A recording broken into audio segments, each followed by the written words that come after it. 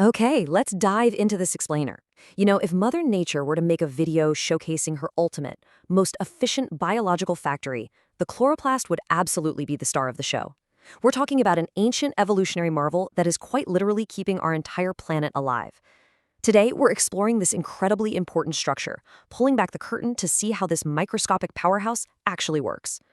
Here's the agenda for today's explainer. First, we'll meet the green machine. Then, we'll map out the architecture of the chloroplast. Third, we'll see exactly why it's the powerhouse of the plant. After that, we'll break down the two-step photosynthesis process. And finally, we'll look at its massive role in sustaining life on Earth. Let's get to it.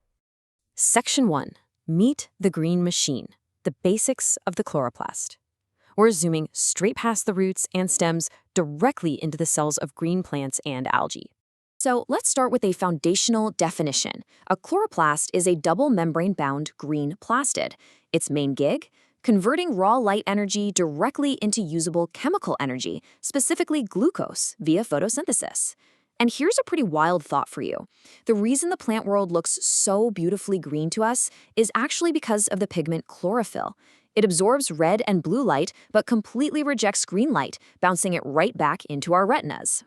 And this brilliantly illustrates the macro process. As intense sunlight hits our tiny green factory, the organelle pulls in water to kickstart the whole operation.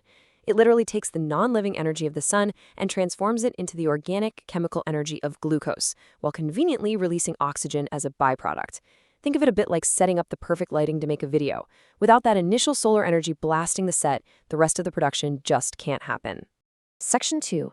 Architecture of the chloroplast. Inside the factory walls. Okay, let's look at those factory walls. The chloroplast has two main layers of protection. You have a smooth outer membrane, providing that essential outer barrier.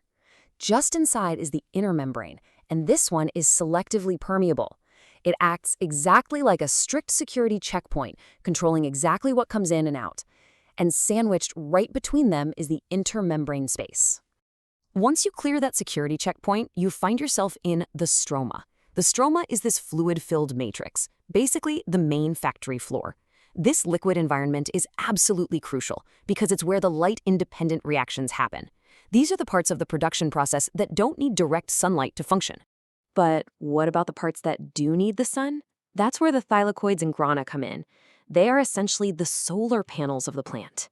Thylakoids are these flat disc-like sacs packed with that green chlorophyll we talked about earlier. When you stack these sacs up, that stack is called a grana. They're all wired together by structures called lamella, creating this massively networked surface area designed for one thing, capturing solar energy for the light-dependent reactions. Section 3. Powerhouse of the plant, a crucial cellular comparison. Now, what's really interesting about this slide is the stark contrast between animal and plant cells.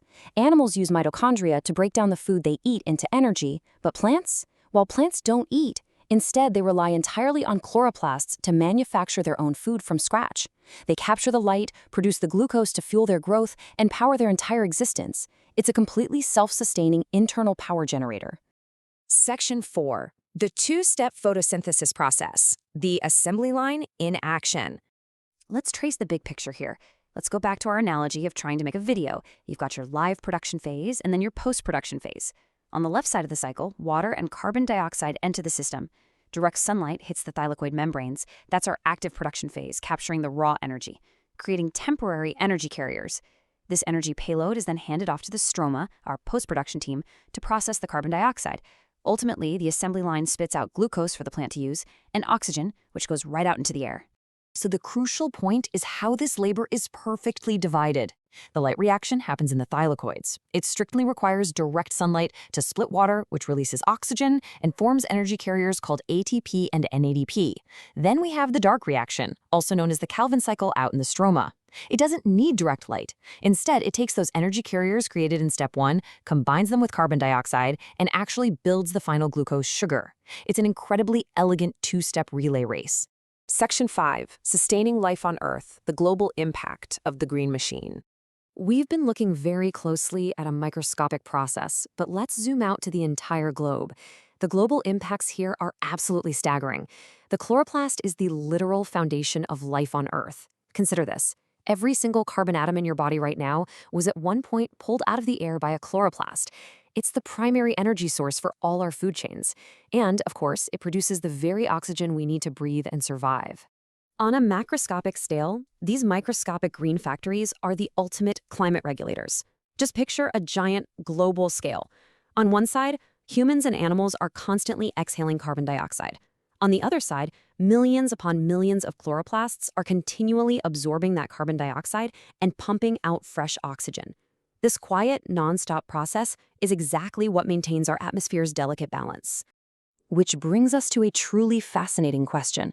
What would happen to Earth's delicate balance if these microscopic factories suddenly just stopped working? Well, global food chains would collapse in a matter of days, and our oxygen supply would slowly choke out. It's a pretty humbling thought, isn't it? The entirety of human civilization depends on the silent, ceaseless hum of the chloroplast. Thanks so much for joining me for this explainer, and keep learning.